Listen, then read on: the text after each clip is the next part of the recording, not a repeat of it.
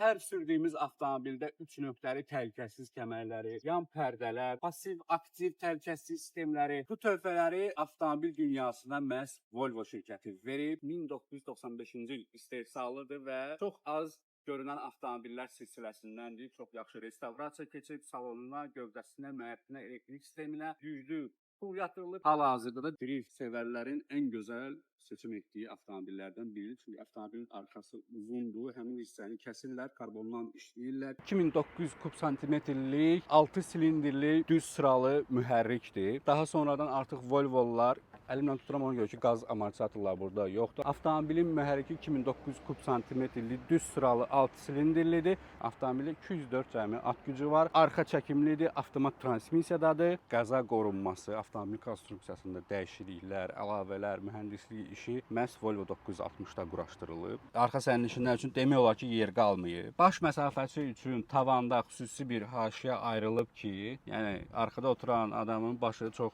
dəyməz. Avtomobildə qəribə bir möhkəmlik hissi var. Sanki bu avtomobildə oturanda qalanın içindəsən. Qeyri-adi bir hiss verir. Bilmirəm bu assosiasiyadır ki, beyində Volvo təhlükəsizdir, burada özünü rahat hiss edə bilərsən. Əslində elə elədir.